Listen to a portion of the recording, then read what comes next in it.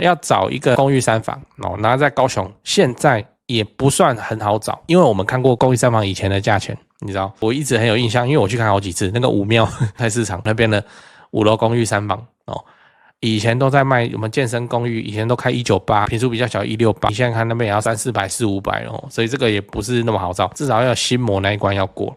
但是这确实是一个比较安稳的道路去走。然后日后那个公寓也不用涨很多，因为它是3房，它坪数大嘛，你每坪加2、加3、加5不就好了？我们现在买来都要放6年5年要放满所以都说6年比较不会误会。对啊，你公寓这样子20几坪、30几坪这样乘起来，那个层数就有了，然后中间几乎没事房子的租客几乎没事。关于这个为什么3房租客问题比较少，我以前也拍过影片，你可以去复习。总之就是问题真的很少，我自己的经验是这样，带小孩的租客最没有事，你可能会被处理什么小孩在吵那边跳，然后邻居抱怨，然后是电梯大的话是那个管理员打来跟你讲，大概就是这些事情。第3间房现在只能贷款3成，还值得买吗？还要买吗？先说结论，可以啊，你可以继续考虑存中古的3房，或是你就不贷款了，你就买那个超低总价的东西我自己是会继续存中古的3房啦你参考看看。嗨，我是买房阿元，订阅买房阿元，我先祝你老了有房也有钱。我们上一支影片聊了夫妻自产第2间要买怎么样的房子，如果你还没看的话可以看一下。那今天我来跟你讨论夫妻自产第3间要买怎么样的房子那接下来我们来讲自产第3间，前提讲一下这个自产第3间讲的是你们手上第5间有贷款的房子，因为你们夫妻嘛，你会先用掉夫的首购跟妻的首购跟第2个第2屋5成用掉了，然后再用一个第2屋5成然后你才会被这个第3间卡到嘛。 OK 好，那如果你还没结婚的话，就是你个人贷款中的第3间就这样。好，那这个现在的规定是第3屋只能贷款3成，很凶而且很多银行几乎都不办，就听到你是第3屋他就不办了就这样，尤其是官股银行。那自产毕竟还是一个长期的需求嘛，我的建议是这样2种建议，这2个建议是适用于第3屋跟第3屋以上的，因为现在的版本都是贷款3成，如果之后有更新的话，我会再拍影片来讲。来，第一个建议，你去买中古公寓3房因为他拿出来的钱就没有那个电梯3房那么多。当然你要去买电梯3也很好也很好，我也是没意见，只是你要存钱的那个时间周期变比较久。那第2个建议是说，那就可以考虑就买小套房来出租了。那你就要承担说你要去管理那个套房的租客，事情最多的租客。这逻辑是这样，就是你现在买第3屋的时候只能贷款3成嘛，那以高雄来讲，你准备一间中古3房的头期款，应该都是可以直接有现金去吃掉一间中古的套房所以你就可以考虑先不要用掉这个贷款额度，因为过几年房市可能会怎样松绑本来的第3屋3成就有机会怎么样这个拉回第2屋5成或6成，这我不知道但我知道的事情是现在是首购2屋3屋嘛，如果要松绑会从3屋开始先松绑，它不会什么首购又忽然又开外挂了又什么9成，不会，它先用3绑，就跟限缩也一样嘛，3房先限嘛就这样。好，所以如果你是现金吃小套房那边出租你就可以保留这个高贷款息位好，那只是你要考虑住套房的租客比较麻烦那这个做法就不符合我之前讲的那个无脑出租原则，因为住套房的租客会比较常来找事情，跟利亚代机，你知道租套房有很多需求，有什么来做机房的，然后来怎样的，或是他们就是来租，然后平常也没在那边住，可是让他开趴干嘛的对，套房的租客真的是，然后再加上新青安，也就是说有能力上车的人，你看2024年74000户，这讲的是什么？就是至少少了74000组租客呢，对啊，然后他现在还需要去租房子的人，你看租套房的人是不是怪怪的？就是能上车他不上的这种。所以我会建议说，要么你就是你或你老婆其中一个人是家管就是不用上班了，或是工作比较弹性，可以随时接电话，那你先去考虑去管那个套房租，不然你就要甩给那个包租代管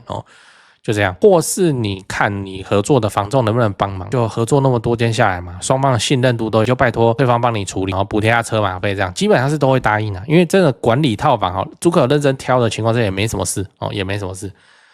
对，好，那我会希望跟你保持联系，为什么？因为你下次这个套房要卖，你也是给他卖，就这样。但就像我刚才讲的买套房出租这件事情就会有一些前置条件需要达到。如果你觉得这样很麻烦的话，可能是选我刚才第一个选项，买3房公寓3房或电梯3房，你会比较省事。你说2房不行吗？3房是考量，3房的租客最没有事情因为他是家庭租客。你一对情侣还会去选择租什么？如果要租的话，租2房啊，对不对？或1房1厅大套，他们也能住啊。一对情侣很难会去说要去跟你租到3房，3房都是什么需求？夫妻带小孩哦。你不要说这个还是很多哦，现在还是很多，高雄还是很多。好，那最后你要知道，不要为了买而买哦。那最后我跟你做个提醒，就是虽然现在我跟你就是直接讲到那个中产阶级夫妻自产的第3屋贷款的第3屋要怎么选，你这样看影片很快嘛，什么1个月，那就这样陆陆续续的给他讲到第3屋了哦。但实务上不可能那么快，我们挑房子的底层逻辑还是地段哦，还是地段，你要买的还是好地段的房子哦。好地段的屋况不好的房子，我也不能讲烂房子啊，因为烂房子它代表很多啊，什么暗房啊或者什么的，或歪斜。好地段的屋况不好的房子，而不是你听阿元讲说，一个人至少买到3间，好，我就赶快去凑3间，凑什么？你要凑什么？你凑到3间，你又不会进化变成什么青年救急龙啊？你要凑什么？所以你就是慢慢看，慢慢买就好了。你就瞄准哪个社区或哪个地段啊，有释出，你用能力负担范围里头 ，OK， 那你再上就好了。而不是先射箭再画靶，说什么高雄200万做头期款可以买到不错房，好591开起来，不是这样哦，你这样很危险。我建议的做法就是一样，先做好当地的重大公共工程的建设，会引来人口移入的。新手最容易犯的错误就是误判说，这边要开一个什么生态公园，是不是重要？是。但是会不会造成人口？不会嘛？对啊，它只是假日人很多而已啊。然后你去买了那个公园附近的房子，然后觉得奇怪，那种房价不太会动，就不太会动嘛。像我会员影片不是都拍那个会引来人口移入的，人口不会移入的，我也会清楚的跟你讲哦，就这样。好，像凤山拉拉破就是常讲，为什么我一直提凤山拉拉破？因为它预估明年开幕哦，就很快，很适合就买来出租这样哦，就租给那里面的工作人员哦，或是厂商，百货公司附近的租客有厂商这种租客的需求，你就蹲你觉得不错的重大建设旁边，然后看什么时候释出那个你能力负担范围里头的房子 ，OK 啊，那你就入场。再来就是我常讲的，你的剧本是什么，你要想清楚，你再去做，不能乱搞哦。当然啊，我讲个题外话，你不想要被这个限制住，现在有事务所宅可以买哦，事务所宅，但我认真说先不要，因为事务所宅的这个已经有范本了，范本就是那个新庄头前从化区哦。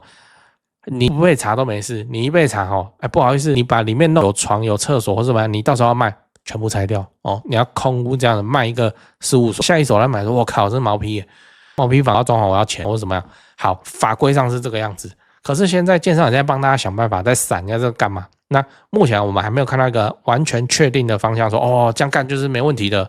所以先不要这样干，还是先做住宅哦。我的判断是这个样子。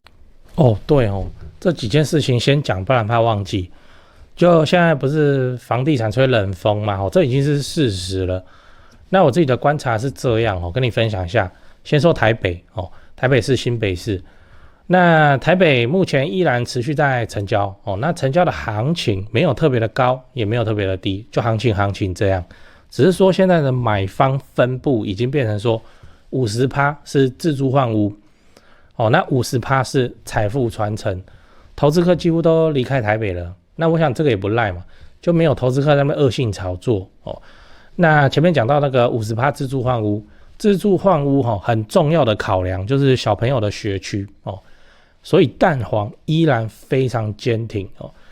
那 50% 的财富传承那财富传承讲的就是就天龙人嘛有钱的天龙人，那通常都是怎样？长辈就是看生几个小孩，然后每个小孩一人帮他们买一间这样要给小孩的这种属性，所以他那个也没有要投资，也没有要炒作啦，就是保值就好财富传承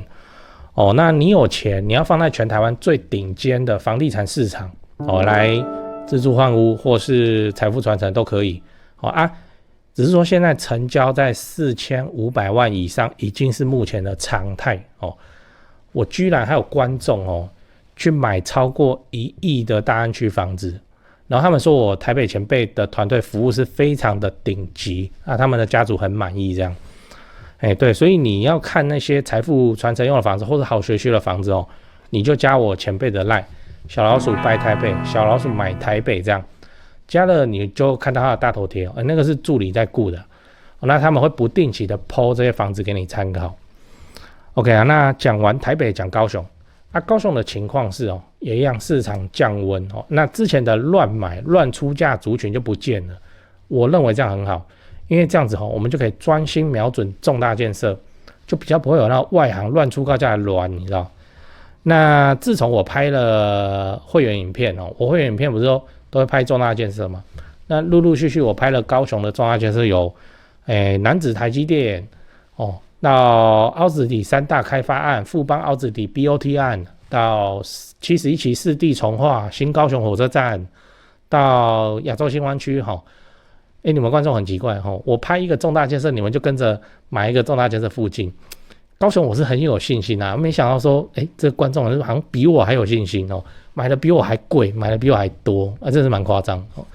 那看好高雄，你瞄准重大建设，就找我推荐的台湾房屋美术之星店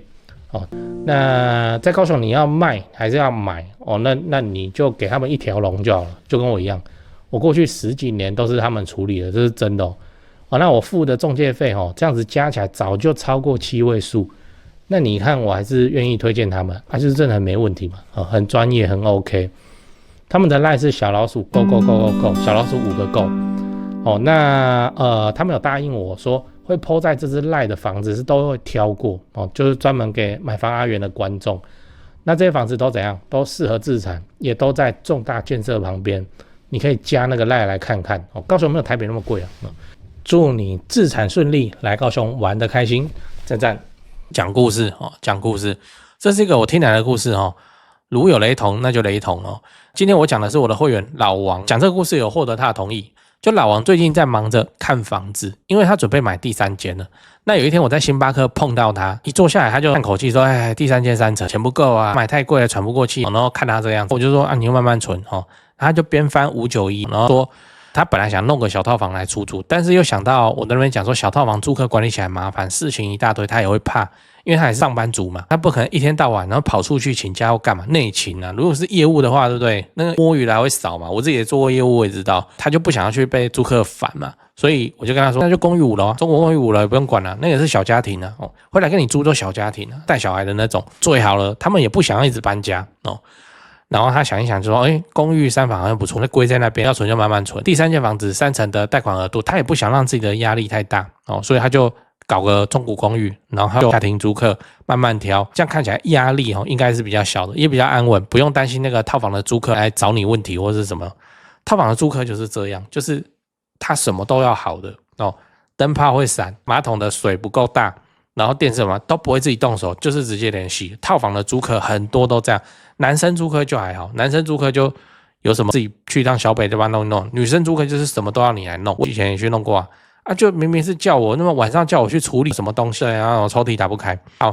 结果我人都到了，然后看我跟看变态一样，你知道，躲在旁边看我帮你处理问题，看我他妈防变态一样不舒服，他不舒服我也不舒服莫名其妙。现在老王还在看房子要找一个公寓3房然后在高雄现在也不算很好找，因为我们看过公寓3房以前的价钱，你知道，我一直很有印象，因为我去看好几次那个武庙菜市场那边的5楼公寓3房以前都在卖我们健身公寓，以前都开198，坪数比较小168，你现在看那边也要300、400、400所以这个也不是那么好找，至少要有心魔那一关要过。但是这确实是一个比较安稳的道路去走。然后日后那个公寓也不用涨很多，因为它是3房，它坪数大嘛，你每坪加2加3加5不就好了？我们现在买来都要放6年5年要放满所以都说6年比较不会误会。对啊，你公寓这样子20几坪、30几坪这样乘起来，那个层数就有了，然后中间几乎没事房子的租客几乎没事。关于这个为什么3房租客问题比较少，我以前也拍过影片，你可以去复习。总之就是问题真的很少，我自己的经验是这样。带小孩的租客最没有事，你可能会被处理什么小孩在吵那边跳，然后邻居抱怨，然后是电梯大的话是那个管理员打来跟你讲，大概就是这些事情，其他都没有什么状况。很好，那租客还是要挑的还是要认真挑的只要你租客有挑的好，那未来会遇到的事情应该会变得很少。套房的租客就是真的是，你要么你要找代租代管要么你要找包租代管，要么你要自己有空去处理。我会说年轻人，如果你一弄这东西它是有个诱惑的，有个吸引力的，你就想说不然就来收租好了。你一这样子想，我是认为就